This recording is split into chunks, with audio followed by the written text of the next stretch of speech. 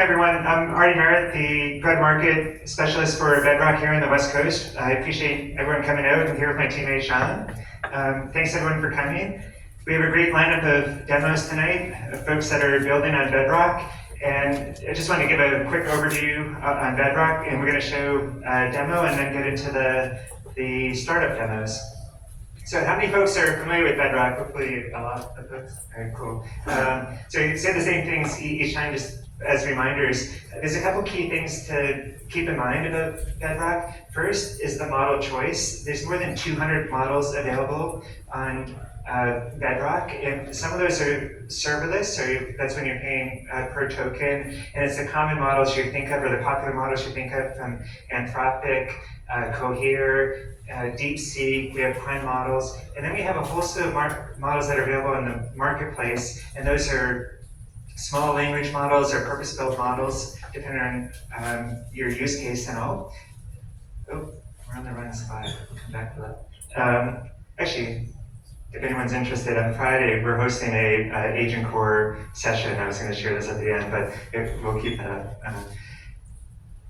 So first is model choice. Second is all the features and functionality, and John's going to show some around Agent Core, which is one of our newer set of services. And then the third thing really is the data privacy and security. If you're accessing models via Bedrock, you can rest assured that that data is not going back to the underlying model providers, and we're not using that data either. So that can be another level of peace of mind if you're working with sensitive data or with enterprises, so they can have that peace of mind that the data is not being used.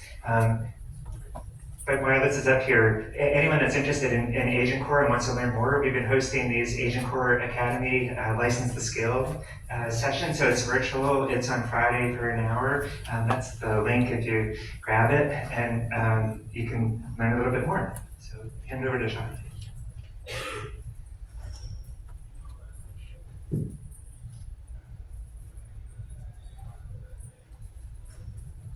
Yeah, I made a great decision to turn my mic off. Working really well for me right now. All right. Hey, looks like it's working now.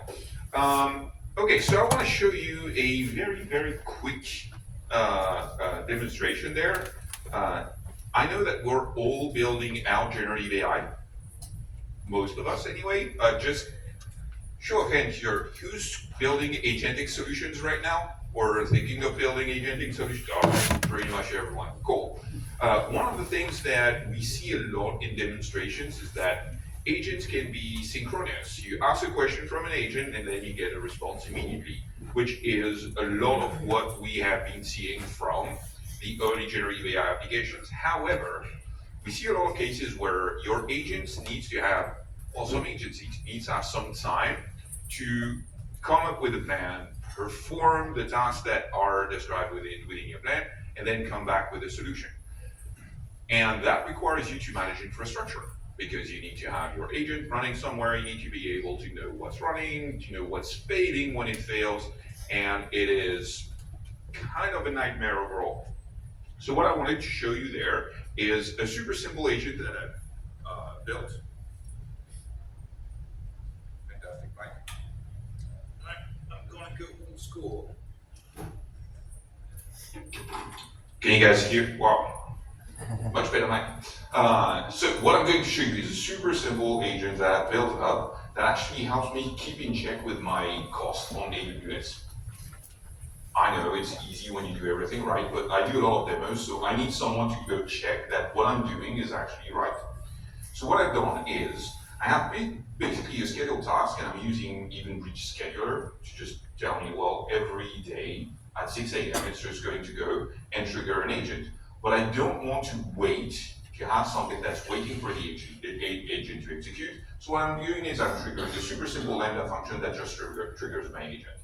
And then I'm using Agent Core. So Agent Core runtime is going to run my agent for me, and it's going to run it for as long as the agent actually needs. So it gives me an immediate response saying, okay, I've taken your request into account, and then it does as many turns as it needs to a model. It does as many tool calls as it needs to perform the task that done, and it comes back to me with I use Sybill notification service, our notification solution, but you can use really pretty much whatever you want.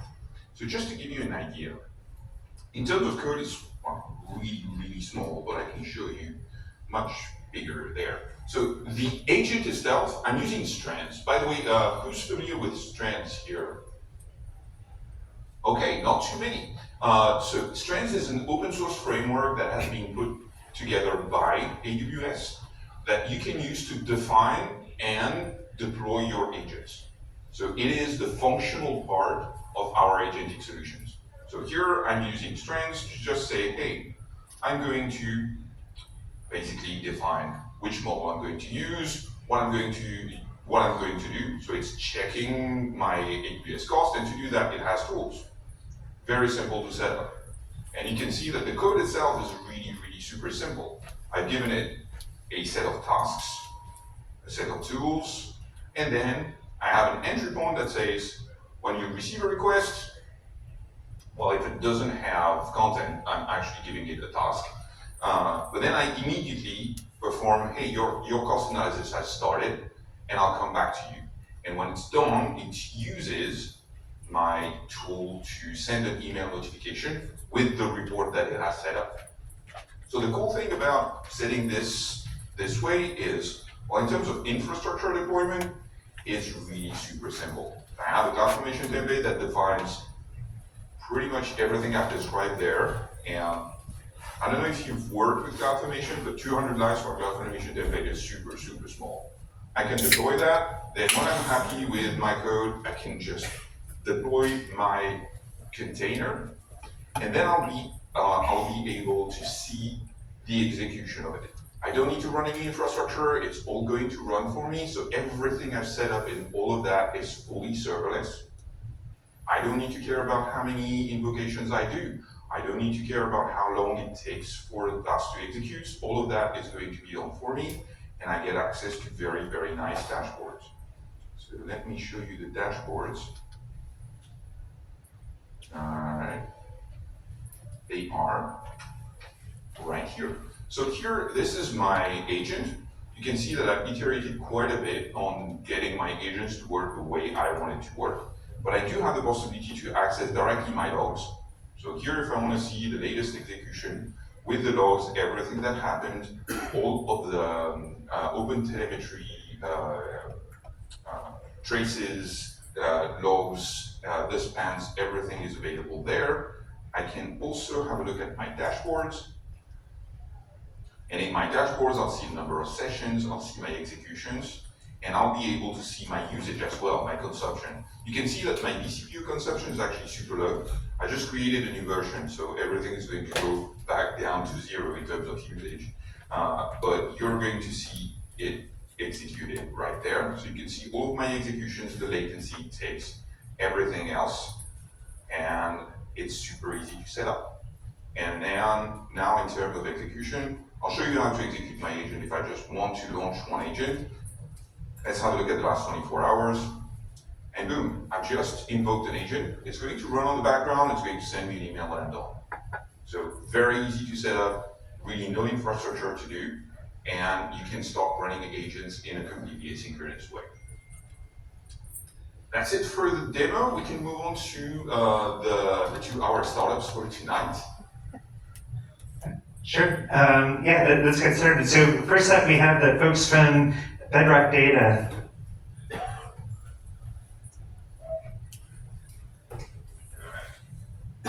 If you have any questions on Agent Core or anything else, find someone with either blue or yellow cord around their head and their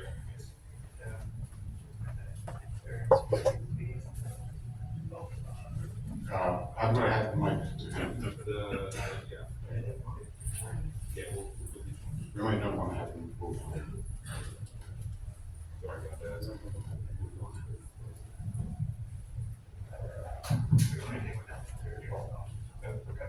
We'll keep this one. Okay, great. You gonna reset us over there? Yeah. All right. Well, thanks everybody for coming here tonight. We're gonna do a quick demo of our Bedrock, Amazon Bedrock not to be confused with the company name called BedrockData. Just to give context about what we do at BedrockData, we're a data security platform, and our core goal for our customers is to discover enterprise data sets, automatically classify that data using AI and various other techniques, build policies to secure the data, to govern access to that data, to ensure that that data doesn't get leaked, that it doesn't get misused. And one of the core use cases for enterprises today is that everybody's building agentic AI, training models, running inference, rolling out copilots. And the challenge with doing that securely is that you first need to know what's in your data in order to, when you sort of build an agent like you just saw here, how do you know whether that agent should act on a specific type of data if that data is sensitive on behalf of the user that it's operating on behalf of, or if it's using some super identity and it's accessing your enterprise data stores, how do you govern that agent's actions such that you don't incur risk? So we are a platform that runs on Amazon. We built a bunch of our own AI, and this integration that we were going to show you today essentially inspects the agent itself, inspects the Amazon Bedrock's knowledge bases, in this case S3, inspects what's in that data, discovers all the sensitive data sets like social security numbers, phone numbers, whatever else might be in there, and then inspects the guardrail that is implemented for the agent that should ultimately screen out for the agent which access it should be able to use and pass into the model. And so we then analyze the sensitivity of the data, analyze the guardrail, and can actually remediate if the guardrail is not sufficient for sensitive data in the payload that the agent is accessing. So our whole job is to help enterprises, implement responsible AI to ensure that they're not exposing data through agents that they don't want to expose. So we're going to show you platform and that integration. Yeah, thanks, Bruno. I'm Jeremy. I run product at BedrockData. And as Bruno was saying, our platform is a full spectrum data security and management solution. So you can see we help discover and classify data throughout clouds and SaaS platforms. We classify data. I'm going to sort of set the stage for how we classify, which is going to be relevant in terms of how the functionality of the Bedrock integration works. So we classify data in two different ways. One of them is by data classification. This is things like PII, PHI, specific sensitive data types. Where is it? Who can access it? What specific data types are there? Names, social security numbers, credit cards. What you're probably used to when you're thinking about a data classification solution. But we also classify data in a secondary way. We use AI and LLMs to read the documents and then understand what kind of document is this? Is it related to financial information? Is it security data? Is it compliance related data? This can help understand who would be the likely owner or user of that particular data. And then we'll show you, any issues that you have there. You can sort of see this here where we're able to sort of break down where your data is from, like where, how much data do you have in S3, how much data do you have in Google Workspace, and then what sort of data is it? Do you have a lot of engineering data? And then we can double click on that and what specific kind of data is it underneath that engineering data. So I'm going to go into the Bedrock portion, the integration with AWS Bedrock agents. So as you probably know, you can build agents right now in AWS Bedrock, and you can point them at knowledge bases, which are basically the data that it will use for inference. And if you have those agents deployed, they're going to be able to know and respond with information from those knowledge bases. But you can also build guardrails in AWS Bedrock. So here we have this financial agent. It has a knowledge base, but it also has a particular guardrail here. And that guardrail is telling you specifically what data types are able to be returned, and then which data types are blocked, right? A guardrail, if a guardrail is configured to block a particular data type, then even if that data type exists inside of your knowledge base, the agent's not going to return that information. It's going to block it from being returned and respond with some kind of a message. So you can see how we represent that here. So here, we're actually gonna go in, we inventory all of the agents, and then we map the agents back, we link them back with the knowledge bases that they're using for inference, and then we also link those knowledge bases back to the specific data stores. In this case, the data is in S3. So for this particular agent that I was just showing, we can actually show you what are, this is the S3 bucket here that this model is using, and you can see that it has a significant amount of sensitive data, right? It has credit card numbers, social security numbers, bank account numbers, etc. And then you can see all of the data classifications and data domains that this agent sort of knows. But I can also see here that there's a guardrail configured, and I can use this information to show you which, what does the guardrail actually do, which data types are included that are blocked, and then which data types are in that knowledge base that are not being blocked.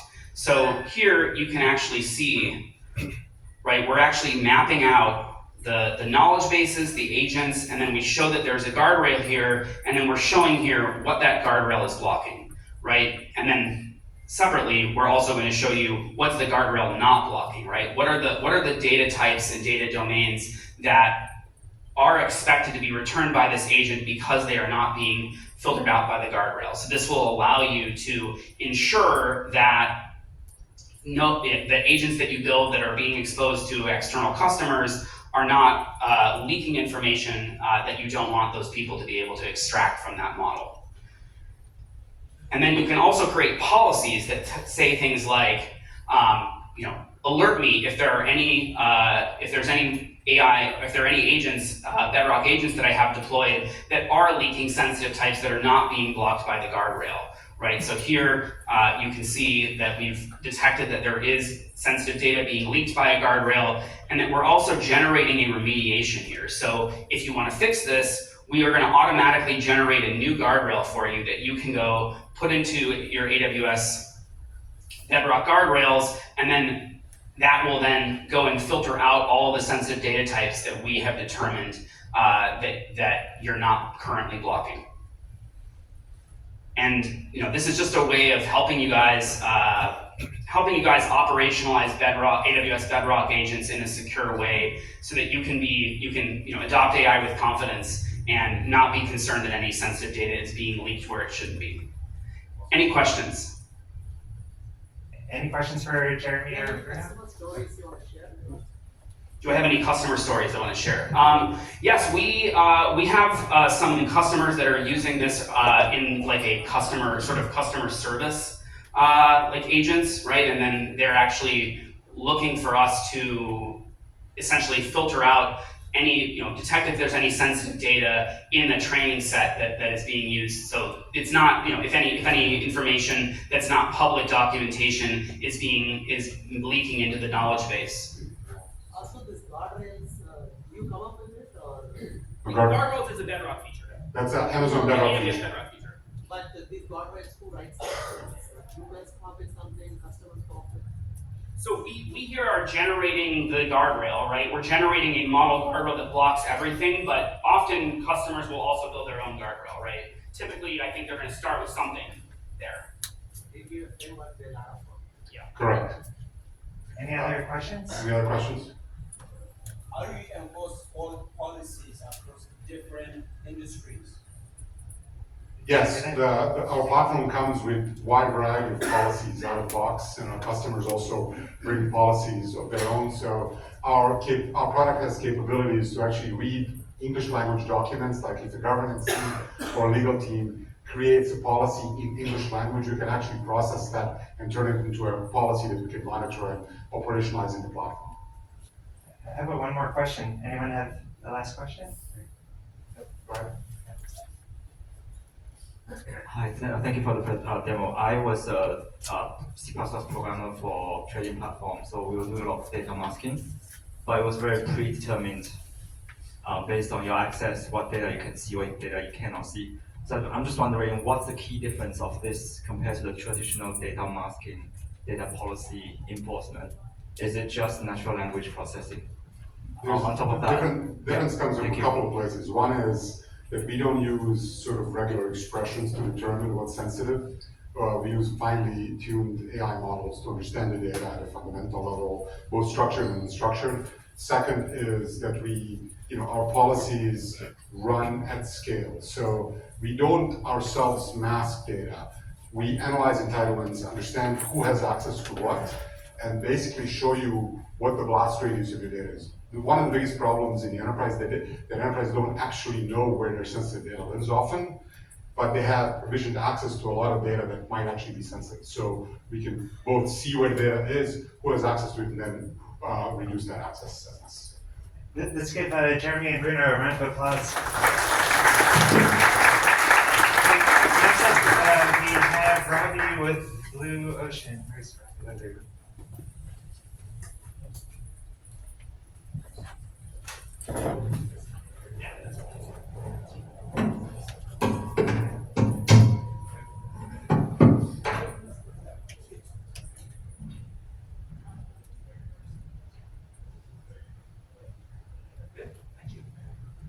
All right, awesome. I'm Robbie. I'm VP of Product for BlueOcean. We are an agentic AI company built specifically for enterprise marketers. We have been going strong for about 5 years. We've always been sort of in the AI business, but sort of LMs, cost discovery tool, re-platform, everything. We focus specifically on large enterprise marketers, and we have built essentially a context engine. So I'll give you a tour of what we do and talk about a little bit about how we do it along the way. This is sort of an interface into a customer's data. It's very familiar. You can chat with the data. There are other parts and other ways you can interface with the data. We'll talk about how we build those views up. But essentially, we are agentic RAG. So we've got a pretty massive database of data, 5 years worth of marketing data. Every customer that comes to us comes with about 5 or 10 different competitors. We collect about 2,000 to 3,000 data points per week to month, real-time data that is put through a calculation framework and then used through embeddings in order to get to answers quicker. So let me just take you through this real quick, and then I'll explain what's happening. So we are all Cisco. We're here, you can see up in the corner. We're looking back at data for the past 90 days. I've selected a competitive set, and for, actually, I need to reload this here. There. So each company usually comes to us with a variety of different competitive sets that they configure that collects those brands' data so they can analyze them independently. So I've got emerging competitors, I've got AI competitors, and then it's all done over a time frame. And then it's done against a calculation framework. So you can imagine the data that we collect, how do we get to some sort of abstraction of that data that we can use to say you're doing better or worse than your competitors. And I'll show you how that works in just a second. Note, this is public data. Nothing here, we don't ask a single thing from our customers other than to put in the URLs to their website, to their social posts. We do have premium data sources and partnerships with like LexisNexis, so we can get behind firewalls to get data. We collect analyst reports, anything that has to do with marketing or brand or business data that we're pulling in. So let's go in here, and we're going to go into our prompt library. Customers manage their own prompt libraries. We provide them a base set, and then because it's an enterprise application, they hone them and share them with their organization so that they're always using the sort of the gold star approved prompts. We're just going to pick one right here called Cisco's security strategy. It's going to drop it in here. It's really hard to see, I know, but I'll read it. It says, you are Cisco's CMO. Cisco's a marketing strategy, create a marketing strategy that will dethrone Fortinet, one of the competitors. Use all your resources to understand the competitive strengths and weaknesses, blah, blah, blah, and how you can come up with a winning strategy. So we're going to go ahead and hit that. And as you can imagine, this is RAG. It's going to take a while, right? This is not super instantaneous. So while that's happening, and essentially our LangGraph orchestrator goes out and starts to understand what sort of data that we need to pull into this conversation, we will look at where that data is coming from. So if we go over here to our brand dashboard, so this is, again, an abstraction in marketing terms of the funnel, essentially, the marketing funnel applied to the kinds of data that we collect. So We don't have lower funnel data because we don't have conversion data. That's in a first party situation, we can do that. We can do that in a clean room situation. But here we're looking at, how are you doing against your competitors? So Cisco right here, think of this as sort of like a NASDAQ, right? This is your personal NASDAQ, and this is how your competitors are in the market. So I'm at 58 for my blue score, which is what we call our calculation framework.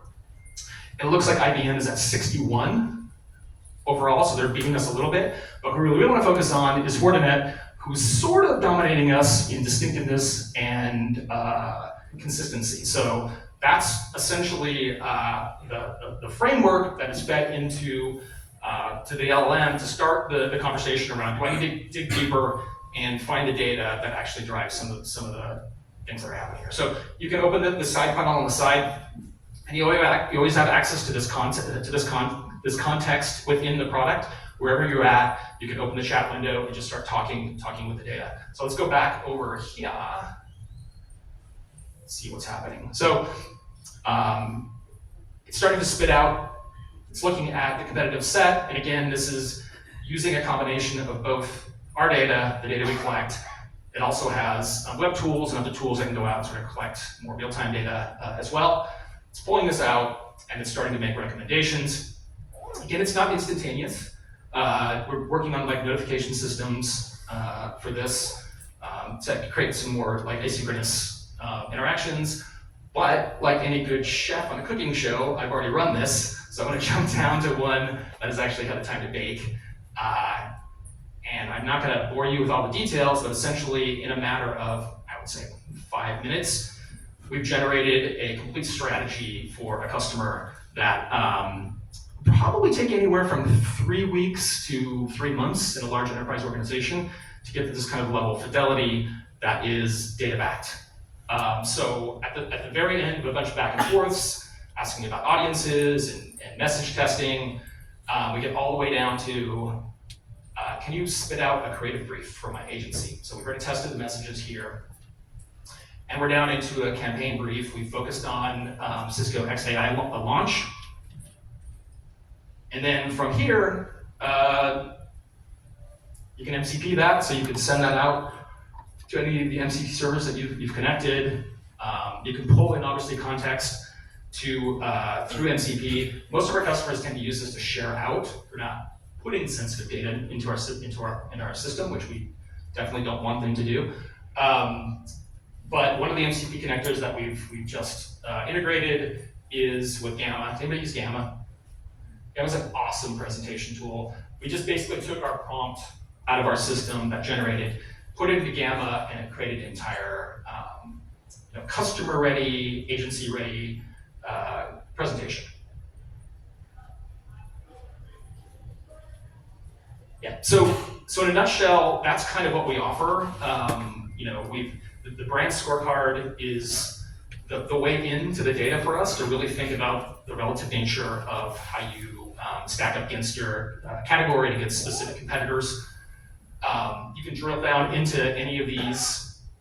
For instance, let's go in that consistency metric, and you start to see the data points emerge, the kinds of things that we're collecting, again, both for you and your competitors, that really the agentic system looks at and says, is this something I need to be concerned about? And if so, why? It has access all the way down to the content, the post level, the review level, in order to make those recommendations. So I think I'm about to hit the red mark here, so I'm going to stop there and see if there's any questions.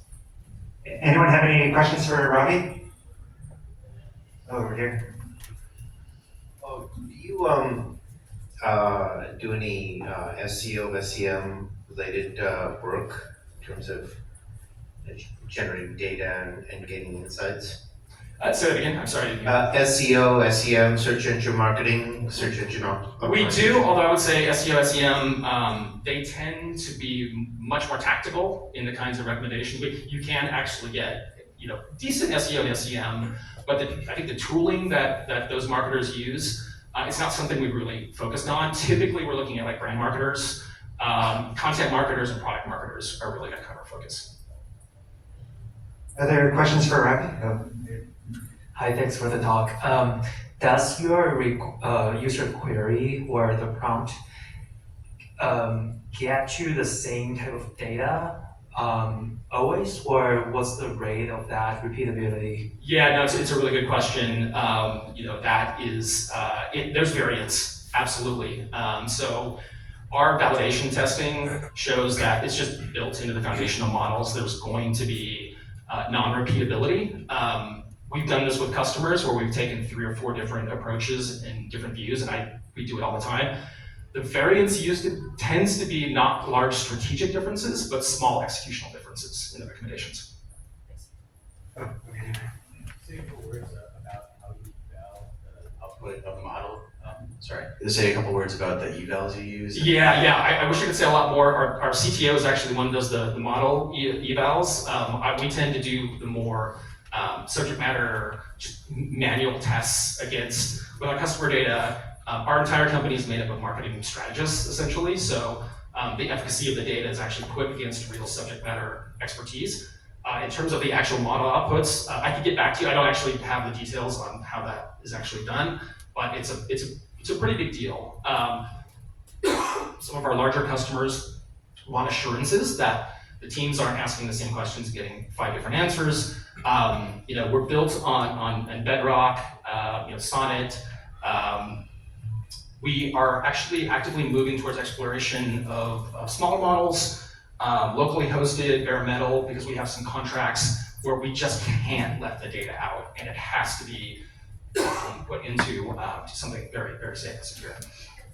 Well, let's give Robbie a round of applause. Thank you. Sorry, that was a really dead answer. Next up, we have Tom with HiddenLayer.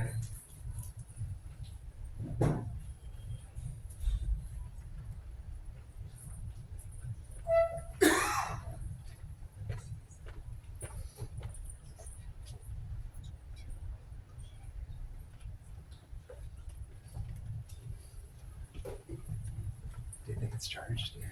Hi, all. See if this comes through. All right, I think we're good. Everybody hear me okay? Awesome. My name is Tom Bequino. I am responsible for solutions engineering at HiddenLayer. And I am going to demo for you today, but I also like to provide useful PSAs, just some kind of takeaway that you can use today other than just me trying to pitch my solution to you. So I'm going to start with making a statement that might get me uninvited from future talks, but I'll do it anyway. The first thing you need to know about these AI models is that they are incredibly susceptible to manipulation. That's the nice way that I'm going to put it, that hopefully won't get me uninvited. So my PSA today is actually, you can do some things to mitigate the risk associated with that without relying on any cybersecurity oriented solutions. And so I'm pointing to a couple of references here from not HiddenLayer folks. This is a blog post from Simon Willison. He's actually the guy that coined the term prompt injection.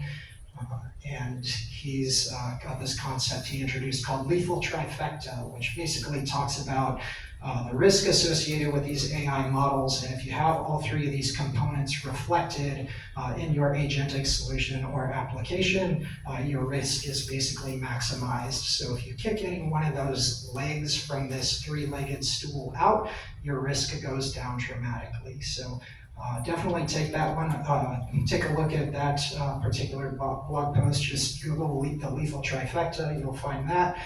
The second one I'll point you to is recently introduced from a cybersecurity researcher at Meta.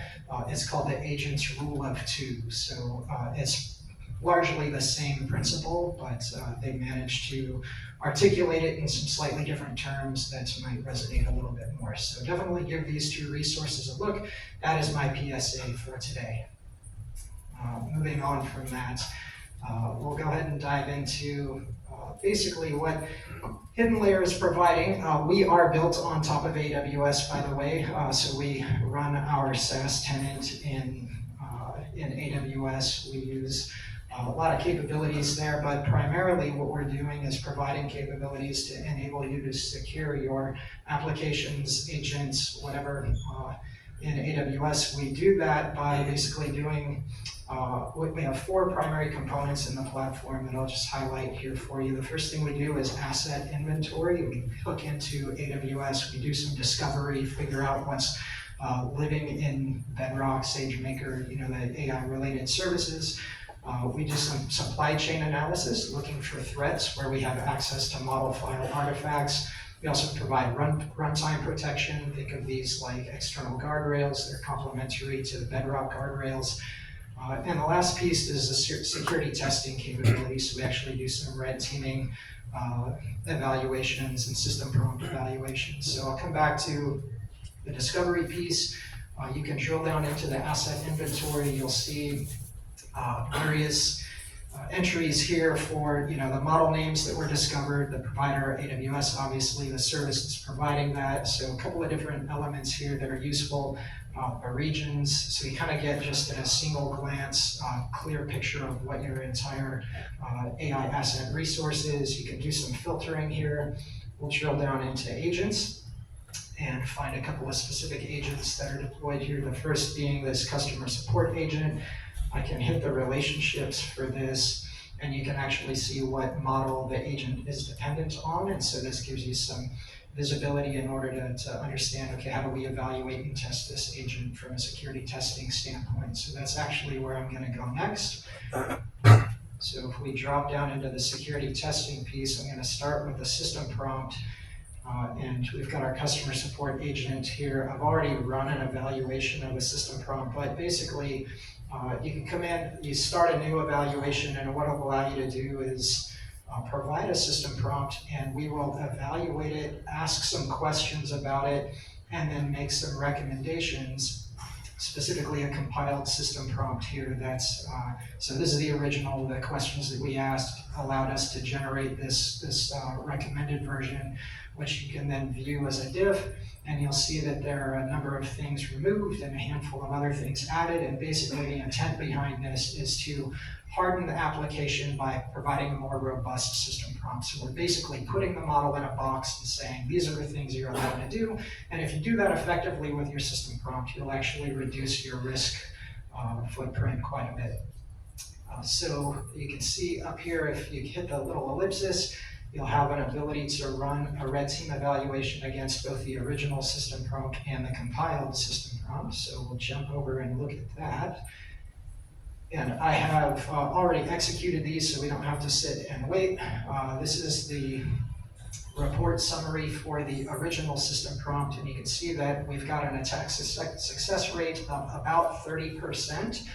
This is 43 total attempts. These are basically multi-turn attacks that we're running against the model, so that 43 total attempts are comprised of about 129 user interactions. 13 of those attempts were successful. We'll drill down into more details associated with that, but this will give you kind of an overview of what specific things we're doing to evaluate the model. One more PSA for you. Our evaluations are actually built off of this taxonomy that we've published. We call APE. It's adversarial prompt engineering. This is publicly accessible, ape.hiddenlayer.com. Go check it out. Basically, we're using this concept of tactics, techniques, and procedures to, what did I just do? Oh, I killed my browser somehow. Wonderful. Let's restore. Hopefully we get back. There we go. All right, so basically we're using these tactics, techniques, and procedures in order to, so if I just drill down into one of these tactics, we'll get examples of what malicious prompts look like. We're using that basically to inform our, to inform our tests. And so if we drill down into the version of this that is the modified system prompt, you'll see that we took essentially our attack success rate from 30% down to 11% purely by implementing a more robust system prompt, right? So that's a simple variation that you can apply that is going to increase your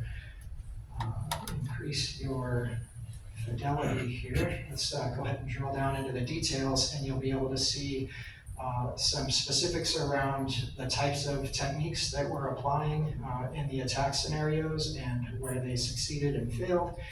And then we can drill down into the actual interactions and we'll see the multi-turn attacks. You'll see the system prompt that was associated with this, and then the actual interactions with the model's responses. And we're actually, as we execute this attack simulation, detecting each of the individual prompts and giving you an indicator of what was detected associated with those prompts. So you can see in the runtime execution, basically these attack scenarios unfolding in real time. So that, in a nutshell, is how we're helping our customers secure their agentic AI applications. I am way into the red, so any questions? Any questions for Tom? Maybe one thing, you're still invited. Question there. Hey Tom, do you have any data on how the modified system prompt could affect the usability of the tool that the user is having? So obviously, like, it's going to be safer, but are they trying to get things they otherwise should be able to get, but they can't because it's overzealous? Sure, that's a great question. So generally what we do with this solution is plug it into a CI/CD pipeline where you're doing a multitude of evaluations, so we can automate this testing sequence along with your usability testing that you would normally do. Yeah. And so again, you can make further adjustments as needed. Perhaps one more question for Tom? Yeah. Oh, yeah. Can you unleash the red team component against consenting applications direct prompt interface without going through Bedrock? You can, yes. So again, we do this via API essentially, where you can submit a request for a prompt. The thing I didn't highlight is we're actually dynamically generating these attack prompts based on input from the system prompt as well as that 8 taxonomy that I was mentioning. And so you can just submit a request to us to generate a prompt for you. You target your application in whatever way you need to, maybe through Playwright or something like that, and then get the model's response, send that back to us, and then we'll craft the next prompt in the multi-turn sequence based on the response that we get back. So we do it all through APIs, basically. Thank you. Let's give Tom a round of applause.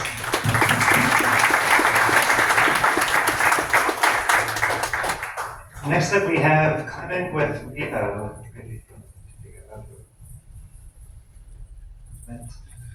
Oh.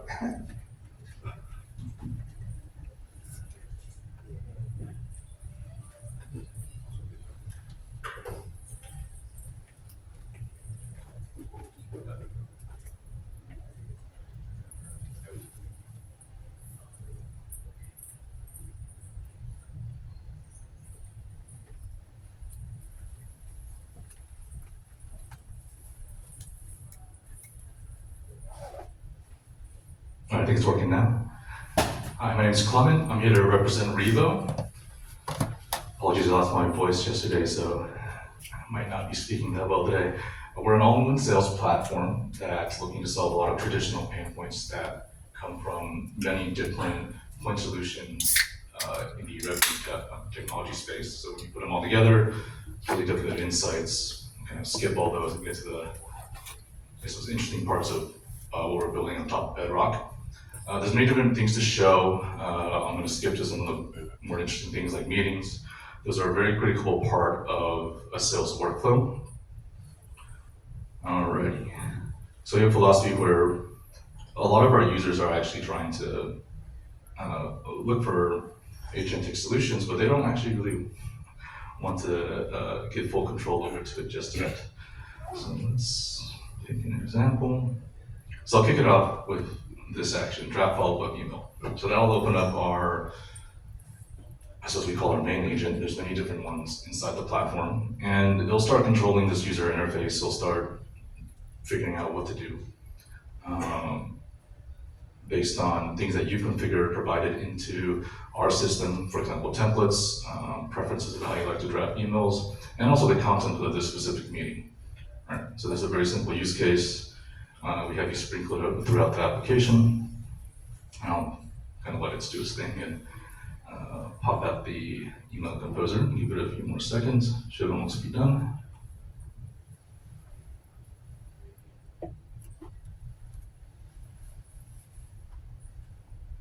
Alrighty.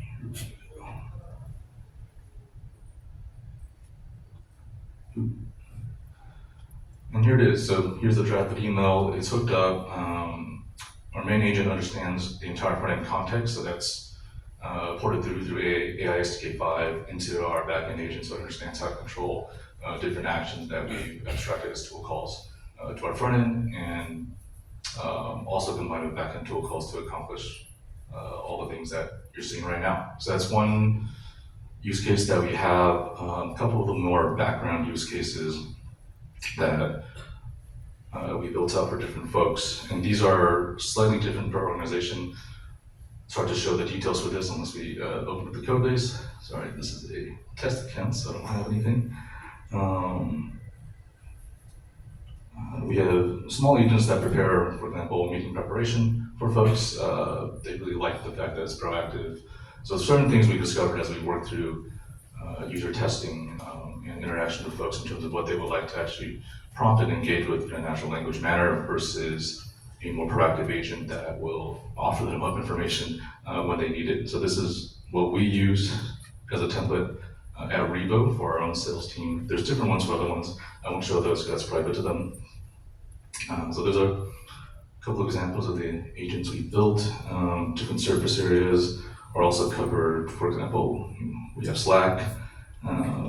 If you just tag Reevo, dump some information like copy an email out, give some information, they'll also figure out how to create things for you and do actions on top of the platform. So a little bit of a drift. We have a demo agent that unfortunately I broke as I was playing with it. That can actually create workflows and some of the more complex actions on our platform that we're developing right now. So that's it.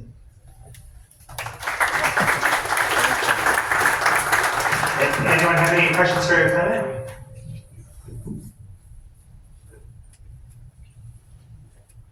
So what kinds of things do you integrate with? Were you reading in like the, or sort of ingesting audio from, say, customer calls or Zoom calls? Do you do any of that? Oh yeah, so all these are natively built into the platform. We'll send a bot recorder. We also, right now we don't have that public, but we have a desktop app that's kind of like Granola that will, should probably say this, but record you, sort of out consent, I suppose, and provide all that back into the system. And that's where a lot of the context that we have is built up. We also hook up to emails, all that's ingested into the system. We have your notes, different content that you put out in Google Drive. And so examples like that, we kind of put all together, index all that into one place. We also have a CRM in the system, so it understands where your contacts are, your opportunities are. And then using all of that abstracted as tools, we sort of train our agents to be able to take actions on behalf for you. Do folks have questions for comment? One more, what impact has it had on the sales teams? Are they hiring less SDRs, or what do you see with customers? So working with SMBs, they've been able to scale up their sales motions a lot faster, and we see a lot of benefit in terms of onboarding from the sales folks, for example, meeting preparation, and there's other features that are not as cool, but things like what they call stage gates in sales, where they kind of run people through different criteria. We're able to pull those out from calls, from emails, make sure they're actually following kind of best practices, and kind of helping them learn, right? Telling them like what they should be doing. So it shortens a lot of the ramp time, makes people a lot more effective, and then allows people to basically offload a lot of context that they need to track as they're trying to sell to different people, and thereby increase the volume of different opportunities they're able to chase. Hi, it's a very quick question. How do you guys leverage the specific context so that for a specific task, you're only pulling the necessary context, and you don't have like context spillover from say a previous exchange where you might have disclosed other information that's not pertaining to the current issue. So how do you guys do that and ensure that the context stays pertaining and there's no context spillover? Yeah. Oh, that's a that's a fun question. Currently we have one simple router on top that's classifying the prompt and deciding whether or not to crunch or remove previous context. There's also separate things we're doing in terms of abstracting out the tool call retrieval as a separate agent where we're training that. So we're optimizing that agent itself to do dynamic tool retrieval because we have too many in the system and it's polluting the context itself, just giving it so much information. And so that's also pulled out of the main agent memory space, if I'm using the wording correctly, and then delegated to a sub-agent. So essentially, we just have a router on top to answer it simply.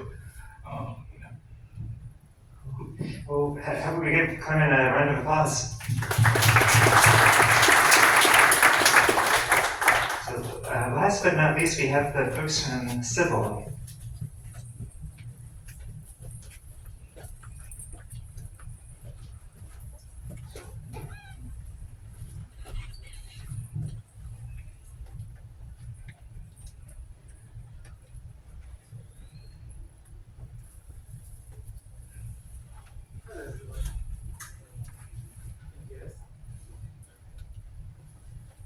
Hello everyone, can you hear us? Oh, okay. Nice. Okay. Good evening, and definitely last but not the least. So we are here to introduce Sybill. I'm Shumarko. She is Mehak. We are co-founders at Sybill. We started Sybill out of grad school here in Palo Alto back in 2020, when COVID started. And funnily enough, when we started Sybill, we actually built an AI that could understand people's body language and emotional reactions on sales conversations. Fast forward to 2025, we are a Series A startup. We have around 800 B2B customers. I was just talking to Mac about our scale, and it kind of surprised us. We are currently tracking over 150 million active deals with almost 850 million plus conversations that we are currently tracking in our agent space. PSA, do check out any sort of blob storage based vector databases. You will thank me later. Okay, so moving on. Here's the punchline of why Sybill works. What we track is before and after using Sybill, what we found out is a 75th percentile sales executive who was executing at a 75th percentile level, they are now executing at a 90th percentile level of sales rep in terms of deal velocity and revenue closed. How is it happening? And the real unlock that I feel Sybill is giving them is by providing them with a layer of intelligence that is consolidating all of their conversational data across calls, emails, CRM notes, Slack notes, voicemails, all of that stuff. But the counterintuitive fact is, if we just dump all of this unstructured data into LLM context windows and hope for the best, two things actually happened. We found out that accuracy kind of tanked because the model cannot tell what's important or not. Like a simple example is, let's say you had an amazing call, like your sales team had an amazing call with your prospect. Everyone was kind of nodding and smiling because sales calls. And then after the call, the economic buyer just sent one-liner email, the timing is not right. Like that single email should actually transfer the entire outlook of how the deal is to be understood by the AI, right? But unstructured data into the same context window without prioritization, good luck. Another thing that we found out was that the latency explodes because there is a React agent, right? I guess you are familiar with the React part where we are reflecting. Because the agent cannot ever satisfy its own question of or thirst for more context. It kept on searching for more and more and more data because the tools were always emitting, hey, there is more, do you need more? So what we figured, and Mac is our head of AI, and what me and Mac we figured out is we needed to first of all put in opinions in place. So what we did is we put in that, okay, this is a temporal priority, this is a stakeholder priority, this is how their titles need to be prioritized. We also figured out that real-time bidirectional sync with their underlying data sources is so important. And again, big shout out to our friends at Temporal. We are tracking almost 25, 30 million workflows each day just to keep Sybill's view of the sales conversation data in real time sync with what the reps are seeing. And the final thing is, Mehak kind of came up with a self-discovering entity graph. And this is one of the coolest and neatest trick that we have done. So think of it this way. John, who belongs to AWS, who has a VP title, is interested in sales productivity. This sort of an entity relationship graph keeps auto building on top of Sybill. And because our databases are kind of blob storage based, like the scale at which we can build this sort of graph, it's kind of very, very cost efficient. So that's a little bit about the tech. Let's jump into the demo, I guess. As the cooking analogy went before us, I actually went ahead and prepared a few prompts, and this basically shows like a demo that we are running. And this is kind of a deal specific activity timeline of how Sybill is tracking all of the deals, the activities, and then it auto extracts the tasks, what we have to do, what our buyers have to do. But best of all, there is this Ask Sybill framework, which is effectively a rep's co-pilot, by rep I mean an account exec's co-pilot, to how to run a deal more efficiently. So here you can see that there is a single prompt which says, build a stakeholder map for WhatFix. Now WhatFix is a standard lower enterprise that Sybill is trying to sell into. And as you might be aware, there are probably at any given point in time 10 to 15 different stakeholders that a rep has to manage to get that deal over the line, right? So below the prompt, you see the thinking trace of Sybill, and then what you see is a very detailed executive summary followed by the specific stakeholders that Sybill has been tracking in that deal, right? Now, if you see that there are a lot of very specific facts, like who is reporting to whom. So all of this data is also grounded in publicly available data sources like LinkedIn, like Crunchbase, and other data sources. And here, Sybill is, and by Sybill I mean Sonnet 4.5, through Bedrock, shout out to Bedrock, we are able to trace all the way from the exec, who is the CXO, down to my champion, who is the account exec, who really wants to use Sybill, and then the ops people, who are right now a cautious skeptic, but we need to win them over to kind of land the deal. Here you can see that Ted is our champion, so Sybill is like, yay, go Ted. And the fun fact is, Ted actually previously used Sybill at his previous company called Workspan, and he kind of mentioned this in one of the calls where he said that it's one of those tools that he would love to continue using. And so it has his priorities of what he wants to get done. Arvind, who is potentially the technical gatekeeper, so we need to work with him and not work around him, and that's what Sybill would have told you. And then finally, if you scroll all the way down, Mihir is a sales manager. Yes, Wispy is the CXO. We haven't yet been able to show the power of Sybill to him. So Sybill has potentially tracked what a CRO of such a larger enterprise cares about, and this has been tracked through company level news. So Sybill is also plugged in near real time with a lot of third-party data sources where we're constantly aggregating and indexing what are the priorities of their persona at their level. So this is how Sybill is able to track, this is the potential priority of a CRO at WhatFix. And moving forward, now I really want to just simply follow. And I came up with one prompt. Create a personalized re-engagement email separately for each of my stakeholders.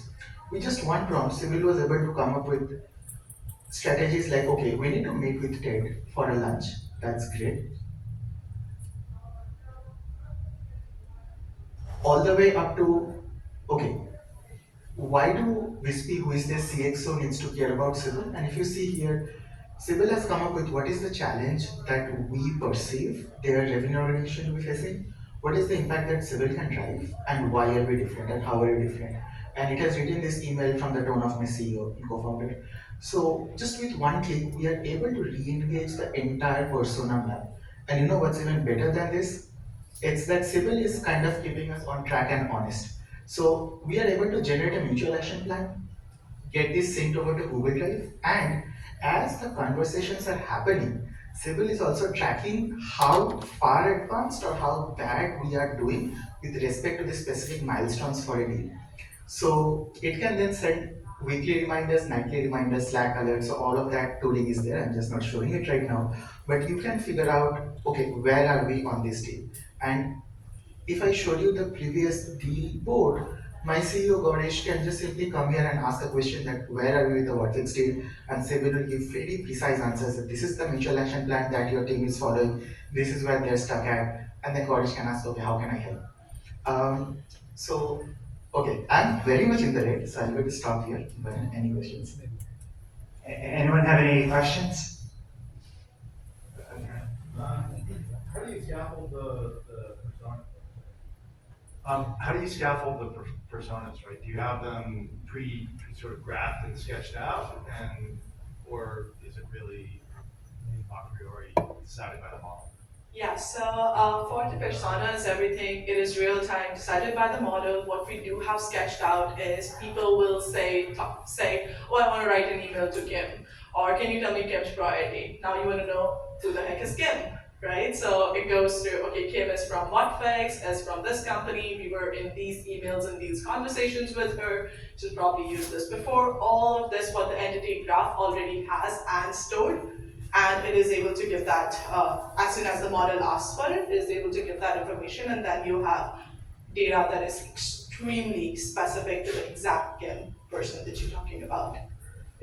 Do you track the responses on the emails to see if that content that you wrote was affected? Yes, we have, so we track a lot of different things there. One of the things that we track is like, if somebody sent an email, how similar was it to the Sybill generated email? Nowadays, we are tracking it almost 97, 98%. People will change like maybe 3 words and send out that email. And it is like every single email that they send through their deal now goes through Sybill. Any other questions for the Sybill team?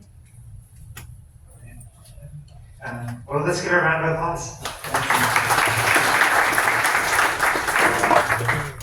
So, we have one more.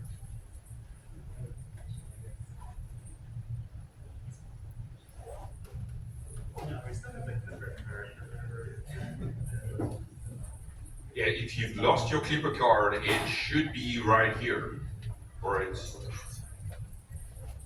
We really don't want to have to keep it.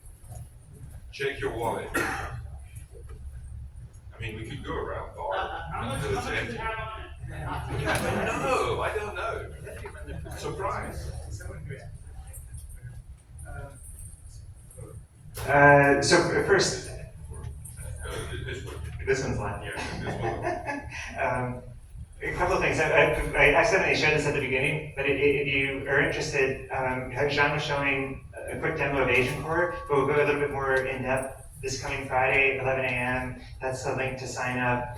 We have a whole series around these, and as the videos saved, you can always check them out. That QR code, if you have the time, if you can fill out just a brief survey to give us feedback on this, and hopefully it's positive, but even if it's not positive, you still get the $25. And then our next event is December 16th. We're going to change the format a little bit. Instead of doing demo night, we're going to have a year in review with a panel, some investors and leaders in the startup space to talk about trends for the past year as well as predictions for next year. So that's December 16th, and that's the link for that. But we thank all the demos for the folks presenting tonight, as well as everyone attending. All right. And there's still food and drinks, I think, hopefully. There's no food, no drinks. Snacks and some drink. But you still can mix and mingle and network with folks. But thanks to everyone for coming.